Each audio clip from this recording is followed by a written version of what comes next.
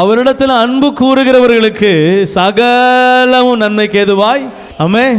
நீங்கள் ஏதோ ஒரு நன்மையை எதிர்பார்த்து வந்திருக்கிறீங்கல்ல, ஆண்டவர் சொல்கிறார் உங்கள் வாழ்க்கையில் நடக்கிறது எல்லாமே நன்மை தான். ஆமென். ஏதோ ஒரு அற்புதம், ஒரு அடையாளம், ஒரு ஆசீர்வாதம், ஒரு நன்மைக்காக நிற்கிறீங்களா? ஆண்டவர் சொல்கிறாரு உன் வாழ்க்கையில் நடக்கிற ஒவ்வொன்றும் நன்மைக்காக தான். உன் வாழ்க்கையில் அனுமதித்த ஒவ்வொன்றும் ஆசீர்வாதத்துக்காக தான். நீங்கள் பள்ளத்தில் இருக்கிற மாதிரி இப்போ யோசிக்கிறீங்களா? அதுவும் நன்மைக்காக தான். நீங்கள் மேட்டில் இருக்கிற மாதிரி யோசிக்கிறீங்களா? அதுவும் நன்மைக்காக தான். அல்லேலூயா. தாழ்ந்து இருக்கிற மாதிரி யோசிக்கிறீங்களா? அதுவும் நன்மைக்காக தான். நீங்கள் உயர்ந்திருக்கிற மாதிரி யோசிக்கிறீங்களா? அதுவும் இல்லை. யோசிக்காமல் உண்மையிலே அதில் தான் இருக்கிறீங்கனாலும் நன்மைக்காக தான். ஆமென். தென்னாலிராமன் கதை தான் ஞாபகம் வருது. ராஜாவுடைய சுண்டு விரல் என்ன செஞ்சிருச்சான்?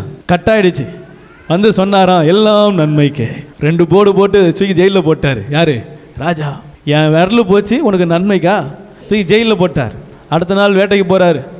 போனால் ஆதிவாசி பிடிச்சி என்ன செஞ்சுட்டான்? தன்னுடைய தெய்வத்துக்கு பலி கொடுக்க கூட்டு போயிட்டான்.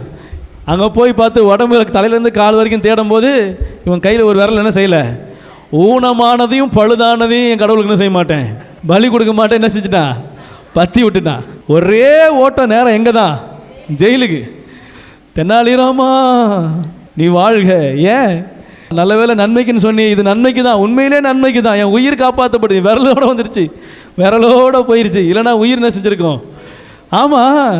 நீ இப்போ ஜெயிலில் இருக்கிறிய, அது நன்மைக்கா? ஆமாம் ராஜா, அதுவும் நன்மைக்கு தான். ஏன்டா சொல்கிறேன்? நீ ஜெயிலில் இருக்கிற எப்படி நன்மை? நான் மட்டும் அப்படி சொல்லாமல் நீங்கள் அந்த ஜெயிலில் போடாமல் இருந்தால் என்னது என்னை கூப்பிட்டு போயிருப்பீங்க. உங்களுக்கு பதிலாக என்னைய பலி கொடுத்துருப்பான் எல்லாம். அல்லேலூயா. ஏதோ ஒரு கஷ்டத்தில் உங்களை ஆண்டவர் நடத்துகிறாரா? கவனிங்க. உங்களை சோதிக்கிறார். தகப்பன் தன் நேசிக்கிற புத்திரனை சிட்சிக்கிறதை போல அவர் உங்களை சிட்சிக்கிறார். அவர் சிட்சிக்கும் பொழுது அவர் சிட்சையை அற்பமாக என்ன செய்யாதீங்க, என்னாதீங்க.